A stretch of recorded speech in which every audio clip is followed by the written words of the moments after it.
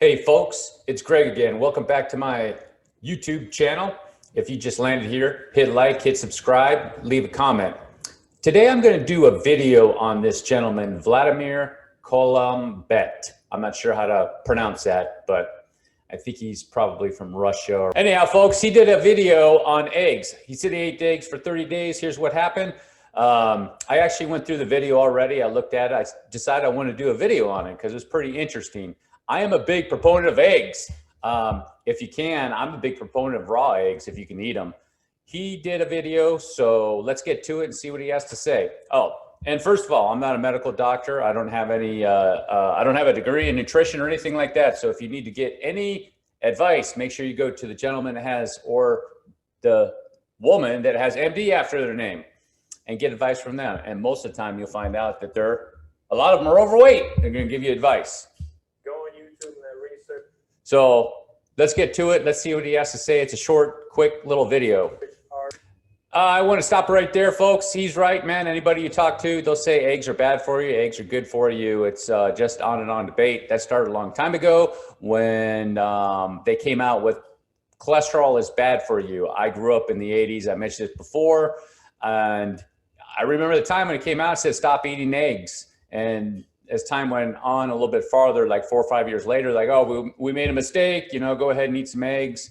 Come to find out, I did some research into that. What that was about was the egg industry was really, really upset about what they had said, what these so-called scientists had said about cholesterol and limit your consumption of eggs. So the egg industry got involved into it and made sure, okay, and changed their tune basically and said, oh, it's okay to eat like 3 or 4 eggs a day. Here's how you read them. Total cholesterol range from... This is what his cholesterol is before. He goes over it. It's 194. It's all within range except his LDL. I'll lift it up a little bit, but you see his LDL is up a little bit. Not a big deal. He's having primarily a egg and tuna fish diet, it looks like, which is a really strict diet. That would be a hard thing to maintain on a regular basis. He did it for a month.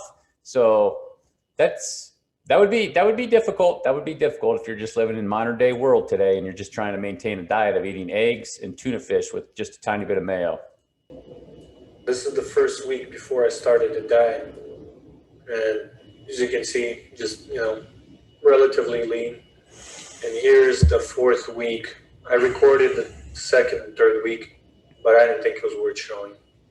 The results are mainly here in the last week. And as you can see, there's just way more definition in abs. Yeah, he got really awesome results. That just for doing that diet, what this guy got right here, Vladimir, he got exceptional results off this diet. It's actually pretty impressive. Chest, bicep. There's people that take steroids that couldn't even get something like this. Surprisingly. Okay, so he had pinto beans thrown in there too. He didn't show himself eating those, but still, that's a strict diet. So he had pinto beans, protein. He had the eggs are protein. He had the tuna fish, which is protein. He actually was really low on the fats and very, very low on the carbs, if hardly any carbs at all.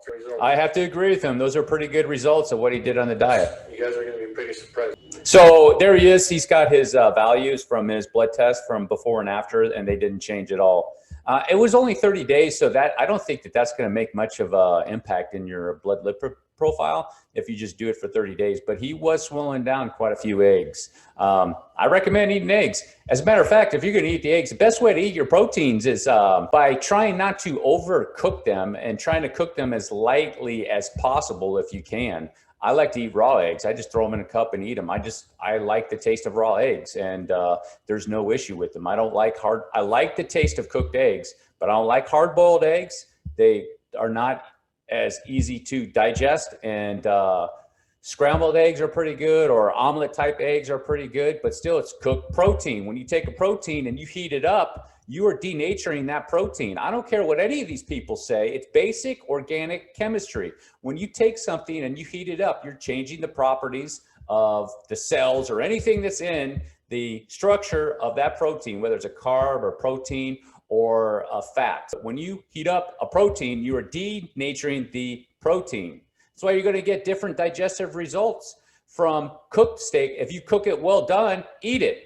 and then take some raw steak and eat it. You will significantly notice the difference. Your body can digest it. As a matter of fact, I don't know if any of you guys eat sushi. You might have noticed when you eat sushi, you don't really have much of a digestive problem. If that's all that you eat, is you just have sushi, like, oh, wow, that went down pretty well. Not much of an issue. It's because it's raw meat. Your body's able to break it down and use it more effectively because it's all there for it to be able to use what's in the meats. And if you cook it, you're denaturing it. Now it's going to try to extract what it can extract out of it and throw the rest through your colon and out. Just can't use it. Yeah, he's true. There might be some scenarios where some people that might raise their cholesterol, but I saw that this video when I first saw it. I said he's going to try eggs for 30 days, and he's not going to notice any difference. No. I'd like to see this guy actually eat raw eggs for 30 days and take some get some product like red meat and lightly cook it. Try to eat as raw as he can handle it on the red meat side of it. Do that for 30 days. I'd like to see him do that and see what the results would be. I bet they'd be a little bit better than they are here, and try to tailor it to the same scenario that he did here. Check the cholesterol before and after and ramp it up to 6 eggs a day. Take those. This is what I would do. Take those pinto beans out. Just forget about those beans. They're not going to do anything. Ramp up the eggs, make them raw. So he was doing 5 eggs a day, ramp them up to 8, maybe 9 per day, go raw, and then take the tuna fish out, take that out and put in some red meat in place.